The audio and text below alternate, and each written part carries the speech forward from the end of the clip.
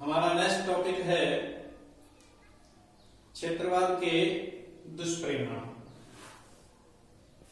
क्षेत्रवाद राष्ट्रीय एकता के लिए बाधक है और क्षेत्रवाद के कारण अनेक राज्यों का निर्माण हुआ है। भारत का विभाजन भी क्षेत्रवाद का ही परिणाम था। क्षेत्रवाद के कारण ही हिंदुस्तान दो भागों में बटा, भारत और पाकिस्तान।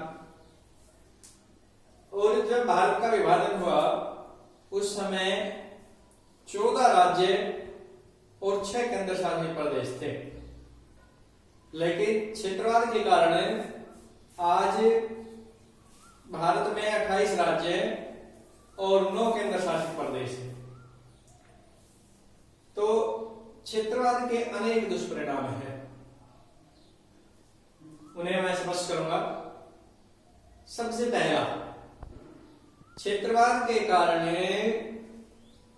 अनेक क्षेत्रों में सामाजिक और आर्थिक क्षेत्र में प्रतिस्पर्धा है और विभिन्न क्षेत्र एक दूसरे के प्रति घृणा भाव रखते हैं।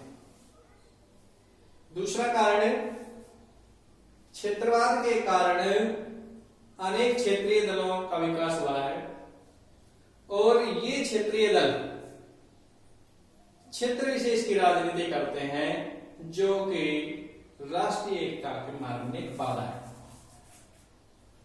तीसरा, क्षेत्रवाद के कारण विभिन्न क्षेत्रों का संतुलित विकास नहीं हुआ, समान विकास नहीं।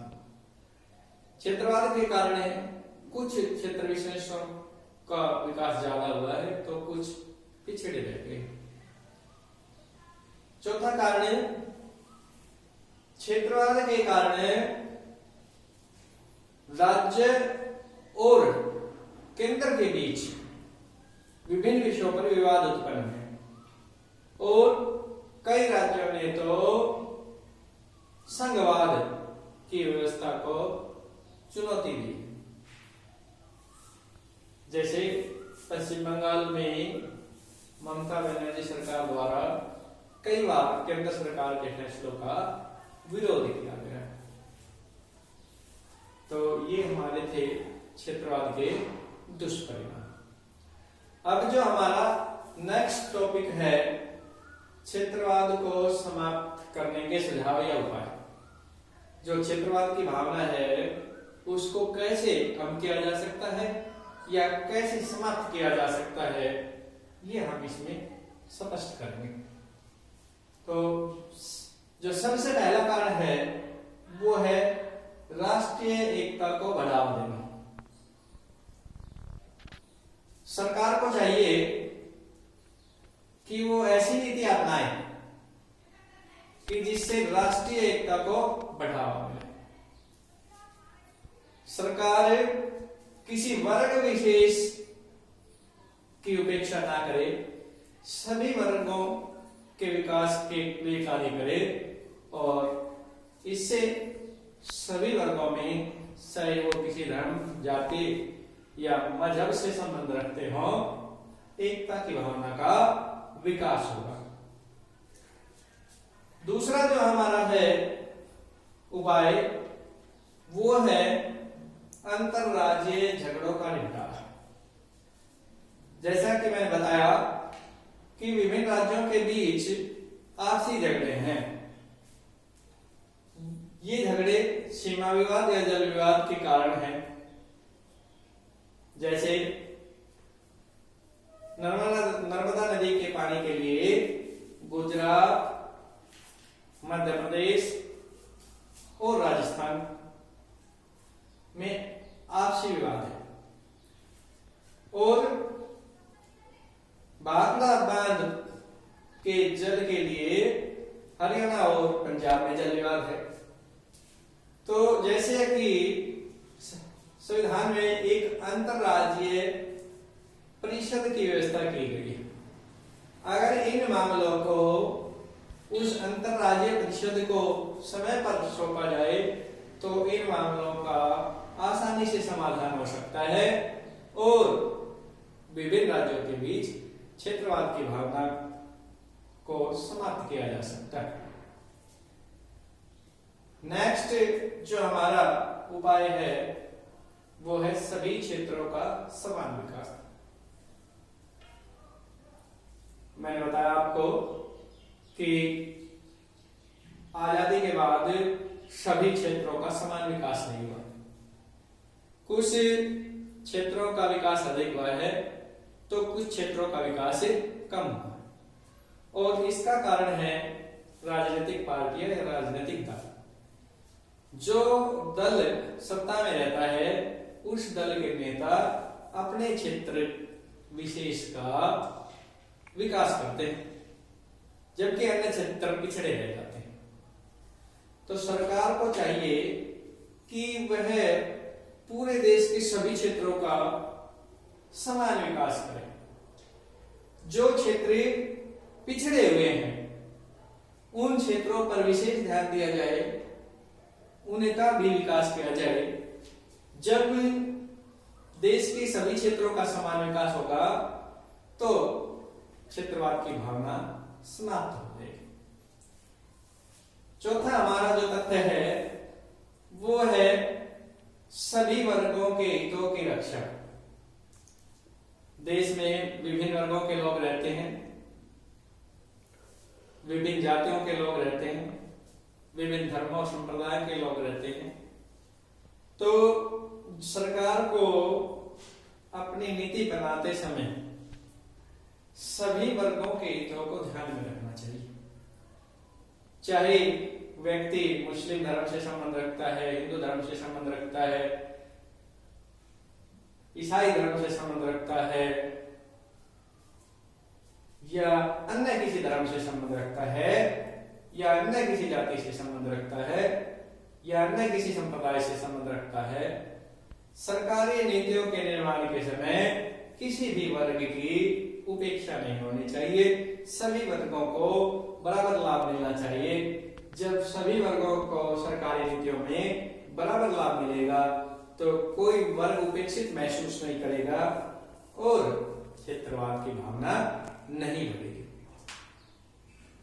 पांचवा जो हमारा पॉइंट है वो है शैक्षणिक संस्थाओं में सुधार।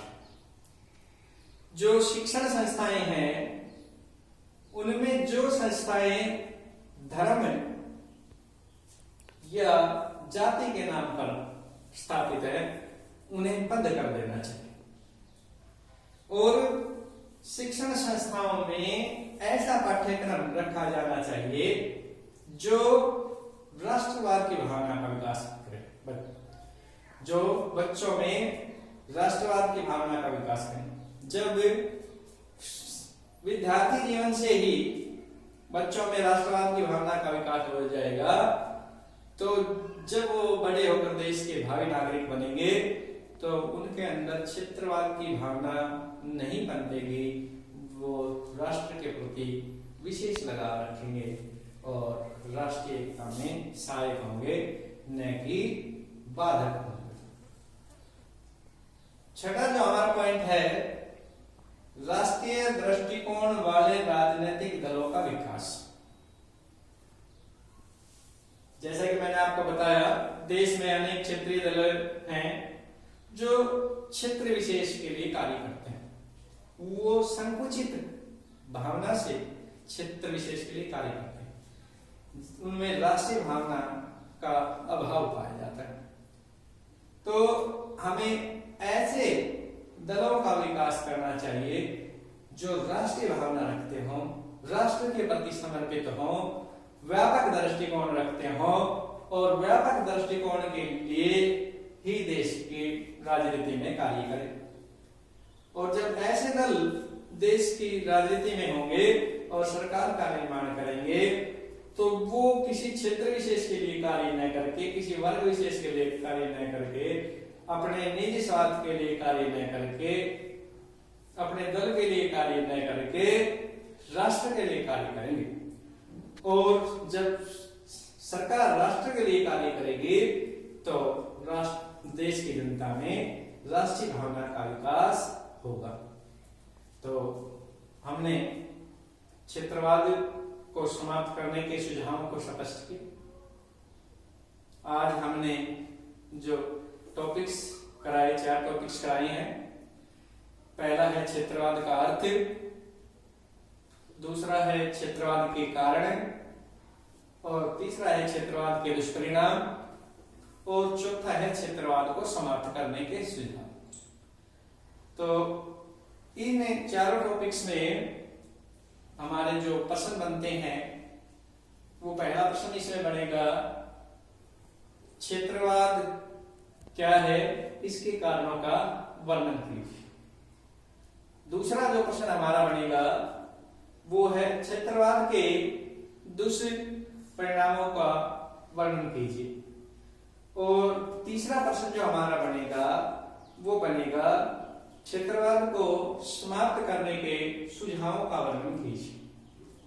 तो ये टॉपिक्स आपको क्लियर हो गए होंगे और आप इन तीनों क्वेश्चन को अच्छे से तैयार करेंगे और याद करेंगे। धन्यवाद।